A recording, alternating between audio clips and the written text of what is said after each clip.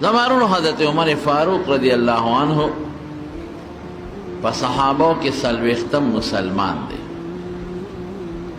د ده له مخکې یو کم څلوېښت سړي مسلمانانو او 11 ښځې. نو دی چې مسلمان شو نو د سړو تعداد دا 40 ته ورسېد. او د اسلام هم یو ډېره دلچسپه او مزېداره واقعه ده. ابو جهل میټینګ راوغوښت او میټینګ کې دا یو اعلان وکړ چې څوک نر ځوان به پاسي او د نبی علیہ السلام نوم یې واغېست په بدو چې دی مړ کړي. او ورسره یې دا اعلان هم کړی و چې که چا دی مړ کړ نو هغه له به سلو خان ورکړو. سلو خان ډېر شی دی. داسې ده لکه دې زمانه کې چې اوس کوئی سل موټرې به ورکړو. عمر نوجوان و. ده چې د اعلان واورېده نو زړه کې یې د مرګ جذبه پیدا شوه د حضور پاک. نو نیر لاړ ابو جهل نه. ابو جهل ته وایي عمرو ابن هشام یې نوم و. ابو جهل خپل نوم، عمر یې نوم و، د پلار نوم یې هشام. نو هغه ته وایي تا د محمد صلی الله علیه وسلم، تا د محمد په سر کې د هغه په مرګ کې د سلو اوښانو انعام ایستی دی. هغه وی یو. وی دا خبره ټیک ته ته د دې ذمهوار یې؟ ابو جهل وی بلکل زه به یې ذمهوار یم، هر چا که مړ کړم زه به سلو خان ورکړم. وی دا دی ورکړم. حضرت عمر فاروق رضی اللہ عنہ چې کله مسلمان شو دا واقع خپله ذکر کوي. وی چې لاړم توره مې لاس کې واغېسته. وی قریشو یو سخی حلال کړی. اسخی یې حلال کړ، وینې ته بېدې زه ور ورسېدم. نو خلک د سخي نه راتوړو نو ځکه زه م ورته لږ ودرېدم. نو د سخي د منځ نه مې یو اواز واورېد. مړ سخی دی، د دننه نه یو اواز راووت او اواز کې څو هغې کې دا و چې یا آل زریع امر نجیح، یا آل زریع امر نجیح رجل یسویح رجل یسیح بلسان فسیح يدعو إلى شهادة أن لا إله إلا الله وأن محمد رسول الله. اعلان یې وکړه ای قریشو د کامیابۍ یو خبره درته وایم. نو دغه سخي نه د منځ نه اواز راوځي، مړ سخي نه.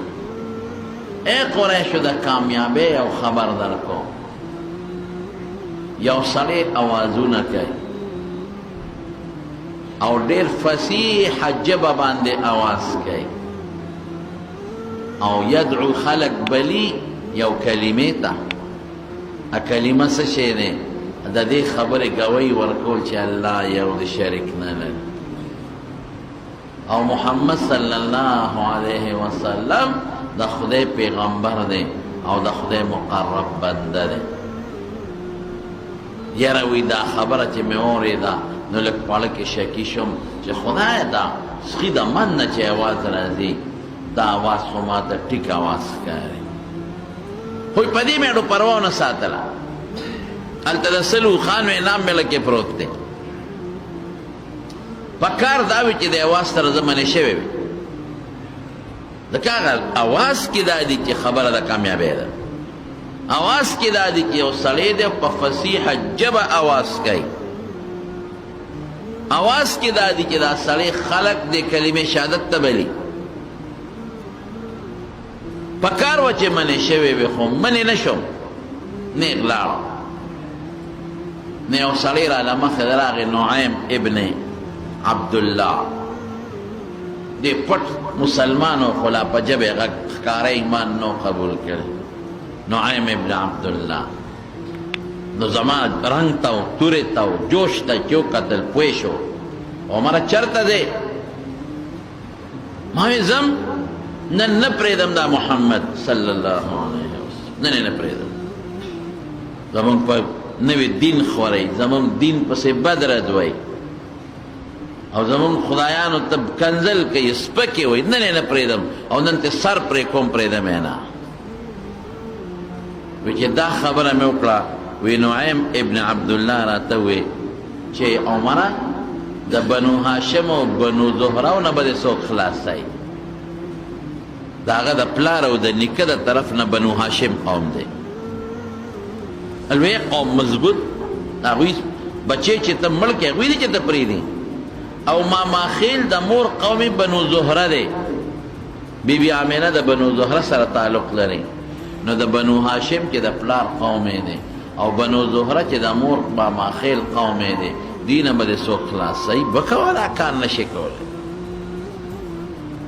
وی چې دا نعیم ابن عبدالله دا خبره مې واورېده نو زه پوه شوم چې دا سړی مسلمان دی. نو مې تم جوړ صحابي شوی او ګواښ مې ورته وکړ. صحابي به دوی بې دینه تمې چې چا به د خپل پلار نیکه دین پرېښود نو هغه ته به یې صحابي وي. تم جوړ صحابي شوی. هغه پیغور راکړ، وی مړه ما پرېږده، ورشه د خور او د اوښي غم دې کوه. نو پښتون سړی چې په پیغور سنګ مري که نه، دقه رنګې عرب هم په پیغور مري چې زه د خپل اوښي او د خپلې خور غم دې وکړه. هغې ایمان راوړی دی، مسلمانان شوي. وی چې دا خبره مې واورېده نو لکه مې اور بل شو.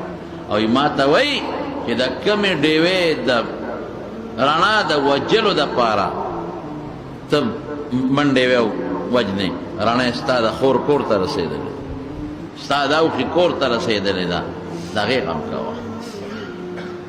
وی چې دا مې واورېدل د پیغمبر علیه السلام طرف ته اراده مې بدله شوه چې ښه ده ما اوښي مسلمان شوی دی، صحابي شوی دی. دا ډېر تېز دا دغه پې بند که دا ایکو پې بند ده، ایکو دغه کې تنبول کې ښه ده ما خور مسلمانه شوه او زما اوښي مسلمان شوی دی. نه خور کره لاړم او ډېر په جوش لاړم. چې خور کره لاړم نو چې دروازې له ورسېدم هغې دروازه بنده کړې وه. د دروازې خوا کې ودرېدم نو د دننه مې قرآن شریف اواز واورېد. نورم جوش کې شوم. استاد والا راغلی دی، هغې ورته قرآن شریف ښایي. بس وی ما وی چې نن به زما د دوی راغلي. نو د تورې په هغه سټۍ دا دروازه داسې په زور روانه او اواز یې وکړه دروازه کولاو کې. هغې پوه شو چې دا خو عمر راغی او دی خو په جذباتو کې دی، بل جنجال جوړ نه کړي. نو کوم استاذ چې والا راغلی و د هغه نوم و خباب رضی الله عنه، خباب ابن ارت. او د خور نوم یې فاطمه او فاطمه او د اوښي نوم یې سعید ابن زید و. سعید ابن زید دام په عشره مبشرو کې داخل دی. کوم لس کسان چې رسول الله مبارک د هغې لست بیان کړی دی چې دا به جنت ته ځي، نو یو پکې سعید ابن زید ابن عمرو ابن نفیل رضی الله عنه هم دی. او ستاسو ته وی ته پردی یې ته چې ته غاړې ته شي او زه یو خیم او دی خور د مونږ به چل ول کوو، د جګړه د او کار سره پېښه ده، خو ته غاړې ته شي په تا ګزارونه کړي. نو حضرت خباب ابن ارت رضی الله عنه هغې د کټ لاندې پټ او چې ده ورته اوښي سینګ دروازه کوله وکړه نو ده په اوښي شروع وکړه او په پرزولو شو او ښه په والو ټکولو. غزار خو پې د تورې نه کوي، خو د تورې په هغه سټۍ وایي په هغه موټې جګړه شروع شو. ته صحابي شوې، تا د پلار نیکه دین پرېښود، ستاسو پیغمبر مرګ پسې زه روان یم، ته پکې څه شې؟ چې دواړو یو بل سره مشت و ګریوان شو. نو عمر خو جذبات یې کم و، تیز هم و، غصه هم دی، طاقتمن هم دی. دا خور یې راله فاطمه د خپل خاوند او د رور په منځ کې خلاصې کوي، جداوالی کوي. نو خلاصې چې شروع کړه نو عمر لاس اوچت که خور ته هم غصه دی او چې چړق شو دا خور یې په یو څپېړه وواله او داسې مضبوط غزار یې ونه ورکړه چې دا خور د مخ نه وینې روانې شوې یو چړق سره او دومره تیزې دارې هغه وینې وکړې چې هغه د عمر په دې مخ راتوې شوې. بس چې دا وینې ته و دو وینو ته مو کتل او دې ته مو کتل چې دا خو د پخور بنده بیا بنده خفه کېږي. پرور دا زما څوک کړل اړه کې ورو نرمې راځي او وینم په پریوته نو خورم جذباتو کې دا خورم د عمر خور دا بس خور وته وی دا عمره لاس اخلاص او توره دې تیر چې څه دې خوخی کوا زما دا خاوند مسلمان دی زه مسلمان او چې دا کم خطاب تزوی دا خطاب زم لوریم تم د خطاب زوی غیرتی کنه زم د خطاب لوریم غیرتی زه خبره تعالی نه پټوم زه مسلمان زما دا خاوند مسلمان او توره دې لاس کې د مړ تک چې څه دې خوخی کوا ملم کذا چې د خور دې سترګو ته وکتل چې اوښ کې ترې روانې دي او مخ ته وکتل چې وینې ترې روانې دي او خپل ځان ته وکتل چې د خور وینې د عمر په سرمن پرتې دي نو لکې رحم راغی جذبات ورو ساړه شو نو فورا توره کېښوده او خور ته وي ښه راوړی تاسو څه ما ته ووایه تاسو چې کوم کاغذ څه پاڼه د سرۍ نو مهرباني وکړه اماله راوړه ما ته وښایه خور ورته څه وایي هغه هم جذبات وکړي هغې هم سترګې سرې دي او سترګو نه اوښکې هم روانې دي او دوی انک رجسون ته پلیتې او دا ما سره چې کوم شی دی انه لا یمسه الا المطهرون دې ته پاک سړی به ګوتې وړي دې له پلیت انسان ګوتې نشي وړی ستا غوندې سړی دې له ګوتو ته نه پرېږدم انک رجسون ته د نجاست خاوند دی فإنه لا يمسه إلا المطهرون نو ورته څه وایي فقم فتوضأ ځه اودس وکړه بیا به درکړم او په بل روایت کې چې فاغتسل ولامبه بیا به درکړم چې دا خبره یې وکړه نو عمر پوه شو حضرت خباب پوه شو چې معامله بدله ده او د رسول الله مبارک بیګا د شپې جړا کار کړی نبی کریم صلی الله علیه وسلم د شپې الله ته جړلی صحابه وی د الله رسوله د دوه کسونو ډېر تنګ یو یو د عمر نه عمر ابن الخطاب او یو د ابو جهل نه د هغه نوم عمر او د ده نوم عمر د هغه نوم عمر نو په ترمذي شریف کې او په مسند د احمد کې یو حدیث دی الفاظ تقریبا یو بل سره لږ فرق لري خو داسې الفاظ دي اللهم اعز الاسلام باحد العمرين خدایا دې دوه عمرو کې یو مسلمان کې او اسلام په مضبوط کې دې دوه کې یو مسلمان کې یا د عمر کې او یا په عمرو ابن هشام کې او اسلام په مضبوط کې تغلیب د عمر نوم لورکړ نو جبريل علیه السلام ورته وحی راوړه چې ابو جهل نه مسلمانې الله ته پته ده موږ ته پته ده نو بیا رسول الله مبارک دا دویم لفظ وی اللهم اید الاسلام بعمر ابن الخطاب رضی الله عنه خدای اسلام په عمر مضبوط کې دا حدیث په ابن ماجه کې هم دی او حاکم یو لوی محدث دی د هغه یو کتاب دی مستدرک دا حدیث حاکم په مستدرک کې نقل کړی دی چې خدای اسلام په عمر مضبوط کې رسول الله مبارک نو چې حاتم چې دا خبره واورېده چې ولامبه او د دم لمبلو ته زړه شو نو حضرت خباب ابن ارت رضی الله عنه پوه شو چې معامله بدله ده نو راووته عمر ته وی ای عمره خدای دپاره د انصاف نه کار واله بې انصافي مه کوه انصاف نه کار واله بې انصافي مه کوه ته چې د کم انسان مرګ پسې روانې ګواښ کې او توره ورپسې وړې زما قسم د الله په ذات چې هغه بیګا ستا دپاره د خدای په دربار کې جړلی دی دې وجې نه یې تاله جاړې تا دپاره یې بیګا د خدای دربار کې جړا کړې ده الله ته یې لاسونه پورته کړي دي او دا دعا یې دله غوښتې ده چې اللهم اید الاسلام بعمر خدای د عمر په ذریعه اسلام مضبوط کې خدای ته مسلمان کې ادله خدای ته جاړي ادله دعاګانې کې او ته وجنې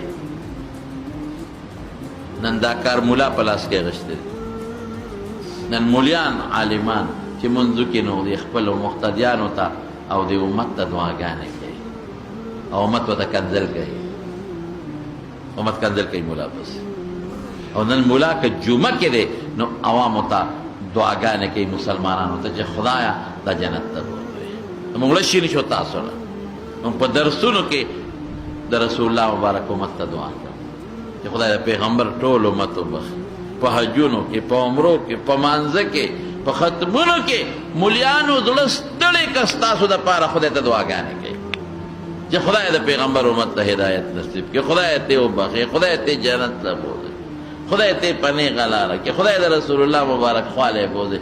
او تاسو چې خوله خوځي که نه نو چې پاکوي نو په مولی پاکوي.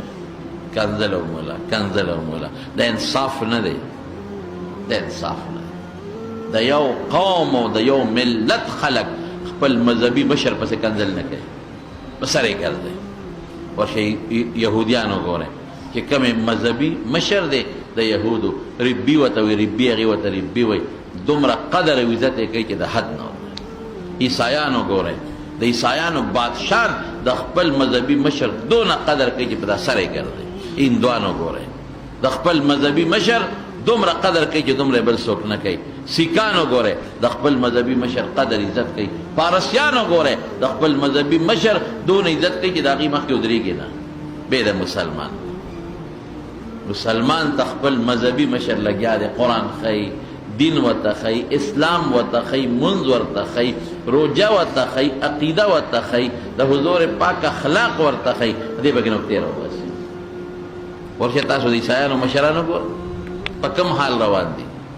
شرابونه څکي، ورته پته ده شراب د هغې مذهب کې هم حرام دي. د خنزیر غوښې خوري، ورته پته ده چې دا حرام دی او بیا هم کوي. ودونه نه کوي او زناکاری کوي. دوی ته هم ښه پته چې دا زناکاران دي، ودونه نه کوي او زناکاری کوي. سره د دې دومره غلطو د ګناهونو چې دې قوم ته پته ده، بیا هم دومره قدر کوي چې دومره قدر به څوک د پلار ونه کړي. ستاسو ملا صاحب معمولي چې خپه کږه کېږدي که نه نو پکې شل نقطې راوباسي. ملا دا چل کوي او دا چل کوي او دا کوي به نه، د دې معاشرې نه تم پیدا غم پیدا دی. دغه شملې دي، دغه پی دي، تم ته پیدا دی. ته د ستا مثال د شملو دی او د هغه مثال د کوچو دی. نو پی چې سینګی نو کوچ به دغسې وځي، پی چې سینګی نو شملې به دغسې وځي. او معاشره داسې ده چې د دې معاشرې نه حضرت عمر نه پیدا کېږي، د دې معاشرې نه حضرت ابوبکر صدیق نه پیدا کېږي، د دې معاشرې نه حضرت علي مرتضی نه پیدا کېږي، د دې معاشرې نه حضرت ابو هریره او حضرت بلال نه پیدا کېږي. دې معاشرې نه هم دغسې پیدا کېږي څنګه تاسو یې. ملا تاسو د اسمان نه نشي کوزېدی، ملا به هم ستا د یو سړي زوی وی او د یو ښځې بچی وی او ستا یو تربور وی. خو چې ته کوم خوراک خورې هغه هم خوري، ته کومه جامه چې هغه اچوي، په کومه ځمکه ته ګرځې هغه کوي. نو ملا دله فرشته نشي راتلی. انصاف دا نه دی په دې الله خفه کېږي. خپل عیبونه مونږ پرېښي دي او د بل عیبونه لټو، د ملا عیبونه لټو. نو ورته وایي حضرت خباب وی عمره د انصاف نه کار واله. ته چې کوم شخص پسې ځې او د وجلو تابع کې او ورپسې ګرځې، زما قسم د الله په ذات چې بېګې تاله جوړوي. او دا دعا یې کړې ده، اللهم اید الاسلام بعمر بن الخطاب. خدایا اسلام په عمر مضبوط کې. خو چې دی واورېدل بس نورم نرم شو لکه د مومو غوندې. او لاړ. یو روایت کې راځي چې اودس یې وکړ، او بل کې راځي چې غسل یې وکړ، ویې لامبل او راغې ویې ښه څو دا پاڼه راکړې که نه. تاسو دې پاڼه کې څه وی اتفاق ده چې په هغې کې وجیبه لفظ و، هغې کې دا لفظ و انني انا الله لا اله الا انا فاعبدني واقم الصلاة لذکري. انني انا الله ظالم ګوره، ظالم لا اله الا او سوی لا اله الا انا بل خدای نشته مگر زم. فاعبدني زما عبادت وکا، واقم الصلاة لذکری ما د پاره منځ وکا، ما پکې یاد کا. چې دی واورېده نورم پې وربل شو. وی دی معبود نبی کریم صلی الله علیه وسلم. دغه وخت حضور پاک په دار ارقم کې و. دا حضرت ارقم ابن ابي ارقم رضی الله عنه کور او په هغې کې پټ و. او دا اطلاع هغه ته رسېدلې وه چې عمر تور اخیستی او ستا مرګ پسې راغلی دی. نو هغې دروازه له دننه کونډه کړې وه. دی کې عمر ورغی، دروازه یې وټکوله، دننه آواز ورکړه څوک یې؟ وی عمر یم. بس په صحابو هیبت جوړ شو. ولې؟ ځکه دې وخت کې صحابو ته له د جهاد حکم نه دی شوی. نه دفاعي جهاد شته او نه اقدامي شته، نه دا شته چې کافر مړ کا، نه دا شته چې کافر در باندې غذار کړي نو خپله دفاع وکړه. دواړه نشته. د مسلمان لاس لا دې وخت کې تړلی دی. نو صحابو سره فکر شو صاحب عمر دی یو روایت کې حمزه صاحب راځي او په بل کې راځي چې نبی کریم صلی الله علیه وسلم په خپل ورمخ کې شو او یې پرېږده دروازه ورته کولاو کې کدی په ښه نیت راغلي مرحبا او هرکلی به ورته ووایي او کدی په غلط نیت راغلي چې هم د ده په توره دې دا سر پرېږدم او چې دروازه یې ورته سینګ کولاو کړه نو یو طرف ته یو کس ولاړ دی بل طرف ته بل ولاړ دی او نبی علیہ السلام ورمخ کې شو حضرت عمر وی د ګریوان نه داسې ونیوم او ځان ته لږ راښ کړمه او ما ته وی عمره هغه وخت لا نه دی راغلی چې ته کلمه ووایې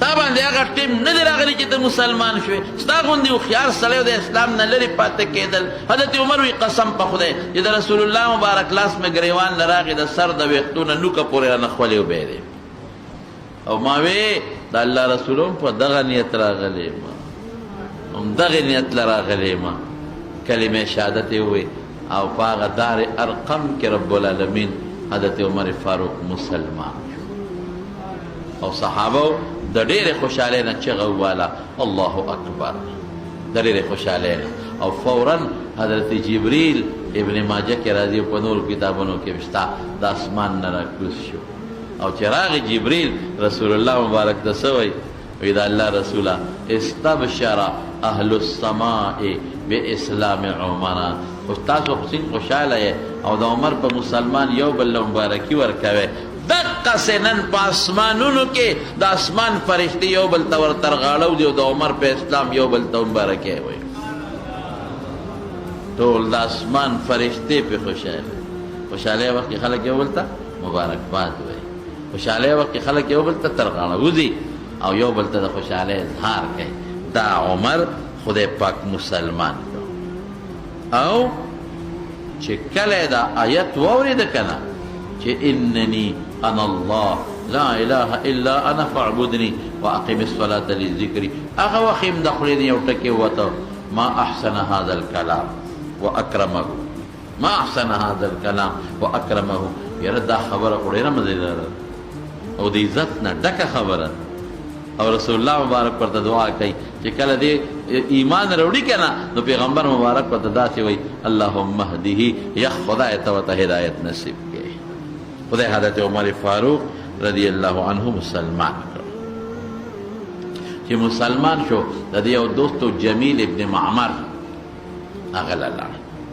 هغه ته وایي ای خاص دوستو چې د سره مشوره کومه چې لکه زه خو مسلمان شم او د اسلام پټو ساتم او که ښکاره کړم خو رسول الله مبارک ورته عمر د اسلام لږ پټو ساتم ښکاره کړم خو دې جذباتي پټولی چته شو چې د جمیل نه راغی جمیل ابن معمر نه نو جمیل ابن معمر ته جمیله تاسې یو مشوره کوم ته خو زما دوست دی که نه بلکل وایي زه خو مسلمان شم تا سره مشوره کوم څه وکړم خو چې ده ورته وایي زه مسلمان شم نو جمیل منډه کړې بار ته او چیغې کړه ای خلکه عمر صحابي شو بېدینه شو ای خلک عمر بی دینه شو او خپل د پلار نیکه دین یې پرېښوده او د دنیا خلک پرې راغونډ شو او چې راغونډ شو نو عمر هم توره لاس کې وه اواز یې وکړه بلکل زه مسلمان یم د صحابي نه یم ما یو الله منلی او ما محمد صلی الله علیه وسلم د خدای رسول منلی جګړه جوړه شو جنگ جوړ شو عاص ابن وائل د کافرانو د یو قوم مشر د ده د قوم د بنو عدي قبیلې مشر و هغه راغی چا ورته وی عمر باندې خلک راټول شوي دي هغه راغی او د قوم ته خو کافرانو مشر و وی خلکه چې یو سړی د خپلې خوښې دین قبلوي نو تاسو ستاسو پیسو یو سړی دی د هغه د خپلې خوښې دین خوښ دی او ستاسو دین یې نه دی خوښ نو ستاسو پیسو او تاسو څه وایئ چې تاسو به د بنو عدي قبیلې یو سړي ته نقصان رسوئ او موږ به یې داسې پرېږدو دله ما امن ورکړو عمر ته دی مسلمان دی خو ما امن ورکړو که چا هم دته نقصان ورسو د ما د ټول قوم بېعزتي به یې کړي زه پیشه او دی پیشه نو خلک لاړه زما رڼو بهادر انسانو ډېر بهادر څلوېښتم مسلمان دی لیکن د خپلې بهادرۍ او د رسول الله مبارک سره د مینې په وجه میرټ لیسټ کې کم خوا ورسېد نمبر 40 په اسلام کې 40 وا څلوېښتم دویم نمبر ته ورسېد دویم نمبر پیغمبر علیه السلام صحابه خو ټول د جنت زیرې ورکړی شوي دي مبشرین بالجنت دي او د لسو کسو پیغمبر علیه السلام په یو مجلس کې نوم اغشتی دی او یو لسټ یې ذکر کړی دی هغې کې لومبي نوم د حضرت ابوبکر اخلي ابوبکر فی الجنه دی به جنت ته ځي او دویم نوم د حضرت عمر اخلي عمر فی الجنه عمر به جنت ته ځي دویم نمبر او خدای او دا ولې دین او ایمان جذبه اړه کې ډېره